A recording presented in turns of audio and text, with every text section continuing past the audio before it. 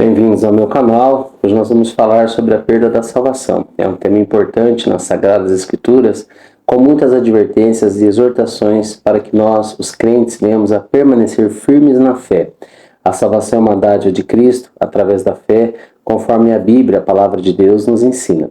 No entanto, a Bíblia também mostra que alguns crentes apostataram da fé, resultando na perda da salvação. Em Hebreus capítulo 6, fala de pessoas que foram iluminadas, provaram o dom celestial, participaram do Espírito Santo e caíram ou recaíram. Isso nos lembra a importância de manter nossa relação com Deus íntegra e viva. Em Deuteronômio 4, 23 e 24, uma advertência: tende cuidado convosco para não esquecerdes a aliança que o Senhor Deus fez convosco. Porque o Senhor vosso Deus é fogo devorador, é um Deus zeloso. Esta advertência é crucial, queridos, para não enfrentarmos a ira de Deus.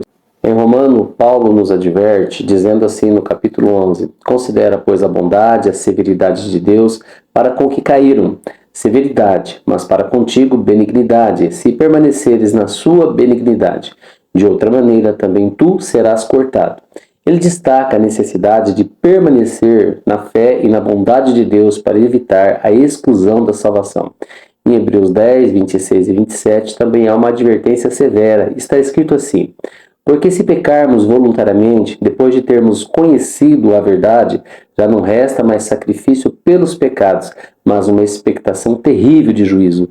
Isso nos lembra da gravidade de pecar deliberadamente após conhecer a verdade e as consequências desastrosas que isto pode acarretar.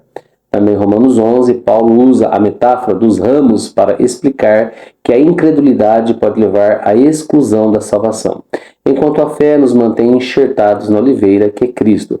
Portanto, é crucial que os crentes vivam em constante vigilância espiritual, buscando sempre agradar a Deus e permanecer firmes na fé, para desfrutarmos da plenitude da salvação prometida por Ele.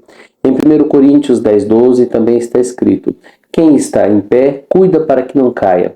Ou seja, uma advertência: tendo cuidado convosco para não esquecerdes a aliança que o Senhor vosso Deus fez convosco. Porque o Senhor vosso Deus é fogo devorador, Deus zeloso. No Novo Testamento, Paulo adverte em Romanos 11, 22.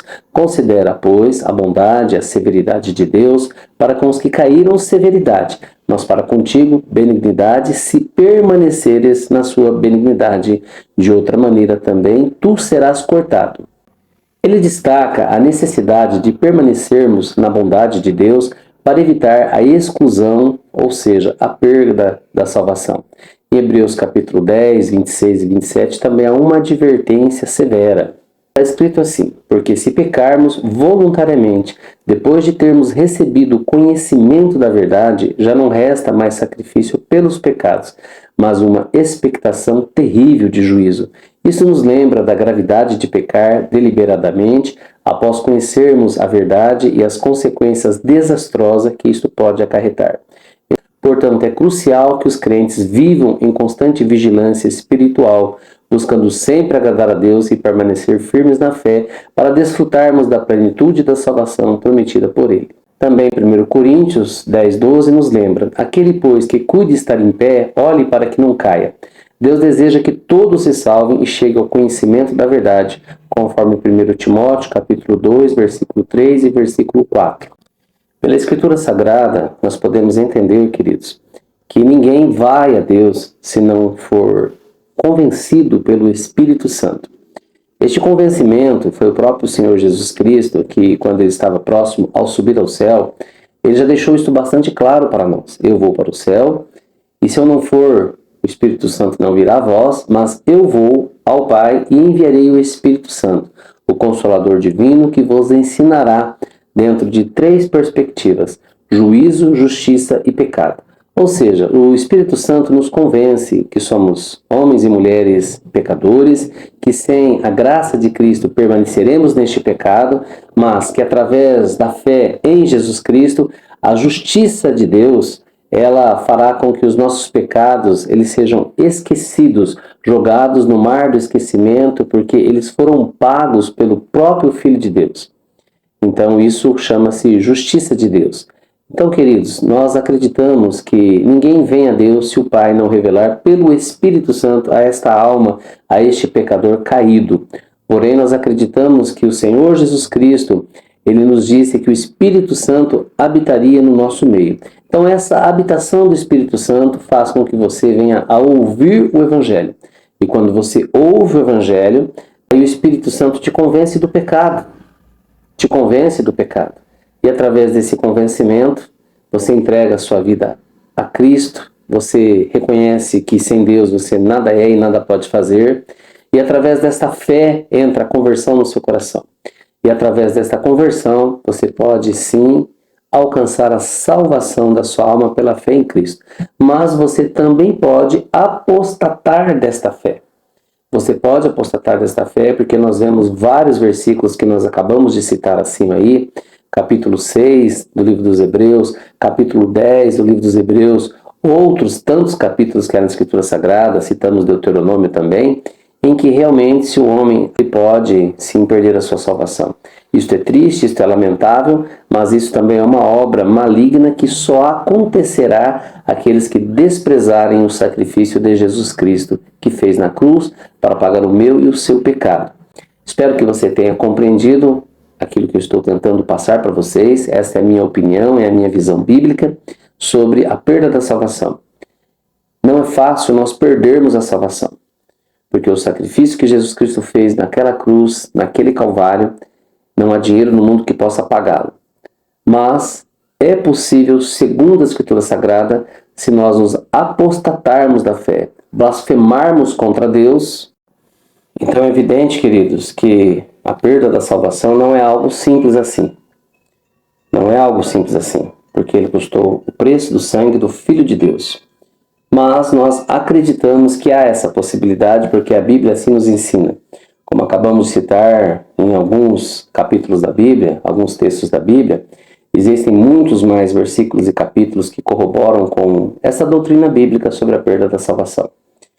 Então nós devemos, queridos, sempre estar em constante comunhão, oração com Deus, meditarmos, lermos todos os dias a Sagrada Escritura, debaixo de oração, para que nós venhamos a compreender a vontade do Espírito Santo. E a vontade de Deus, que a vontade de Deus em relação à salvação, ela é claríssima para todo aquele que lê e procura compreender a Sagrada Escritura. Está escrito assim, lá em 1 Timóteo, capítulo 2, versículo 3 e versículo 4. Que isto é bom e agradável diante de Deus, que Deus quer que nenhum homem se perca, mas que venha ao arrependimento dos seus pecados e obtenha a salvação em Cristo Jesus. Evidentemente que não pode haver uma incongruência no próprio Senhor Deus. É impossível que Deus, que acabou de dizer, acabamos de ler, que Ele quer, o desejo que nenhum homem se perca, Ele venha a separar alguns para a perdição, sem nenhuma condição de ouvir o Evangelho, crer no Evangelho e se arrepender de forma pessoal, de forma autônoma, de forma de um livre-arbítrio que possa o próprio homem escolher se ele quer servir a Deus para a salvação ou se ele quer ir contra Deus e se apostatar da fé e, evidentemente, nesse caso, ir para a perdição. Então Deus nos dá esta liberdade, Ele trabalha com o Espírito Santo a todo homem, a toda criatura, como está escrito em João capítulo 3, versículo 16, que Deus enviou seu Filho Jesus Cristo ao mundo para que todo aquele que nele crê não pereça, mas tenha salvação. Como que você crê? Através do ouvir, através do contato com a palavra de Deus. Mas há muitos que têm esse contato, que eles foram iluminados, como nós vemos em Hebreus 6, e eles apostataram da fé. Amaram mais os deleites deste século do que a alegria da salvação que está em Cristo Jesus, que nos dará a condição, a liberdade de vivermos para sempre com Cristo salvos. Infelizmente é quem escolhe a perdição. Infelizmente é quem deliberadamente ele atribui a Deus uma obra do adversário. Isso é apostatar da fé. E se alguém apostatar da fé deliberadamente, negar ao Senhor Jesus Cristo, negar a eficácia da sua salvação, negar ao Senhor, negar ao Espírito Santo, esse tal está blasfemando. O que é a blasfêmia do Espírito Santo? A blasfêmia do Espírito Santo é você atribuir a Deus algo que o adversário fez ou está fazendo. Ou você atribuir ao adversário uma obra que Deus fez ou está fazendo. Ou seja, muitos invertem esse processo. O adversário faz uma obra maligna e eles colocam a culpa sobre Deus. Ou Deus faz uma obra maravilhosa, uma obra bendita, e eles atribuem esse mérito ao adversário. Isto é deliberadamente você conhecendo a palavra de Deus, e Jesus Cristo nos dá ali a fórmula para que nós venhamos a andar em verdade, em conhecimento, que é conhecereis a verdade, e a verdade vos libertará. Então, a partir do momento que você conhece a verdade, que a verdade é a Escritura Sagrada, é Cristo, é a Bíblia Sagrada, e você é apóstata da fé, você se torna um anticristo, porque tudo que é relacionado a Cristo, você é contrário, é anti o Senhor Jesus Cristo, aí você está deliberadamente, por vontade própria, apostatando da fé. E os tais que apostam da fé, deliberadamente, eles estão blasfemando contra o Espírito Santo. E aqueles que blasfemam contra o Espírito Santo, diz o Senhor Jesus Cristo que diz, não há perdão nem neste século e nem no vindouro. Então, querido, querida, tome cuidado com o que você ouve, tome cuidado com o que você crê, com aquilo que você está consumindo, com aquilo que você está sendo persuadido a crer. Creia unicamente no Evangelho, na Palavra de Deus, na Bíblia Sagrada, e ela te esclarecerá a verdadeira e imutável Palavra de Deus. Que Deus abençoe a sua vida. Peço humildemente que compartilhe com seus amigos, para que este canal possa crescer, possa ter um bom número de inscritos, possa ter bom número de visualizações, bom número de pessoas que apertam ali o like dando um sentimento positivo, que este vídeo é relevante, ele possa também assim, no YouTube, indicar para mais pessoas, para que mais pessoas possam conhecer o sentimento que a Bíblia Sagrada nos traz, que é o Evangelho em Jesus Cristo. Deus abençoe a sua vida.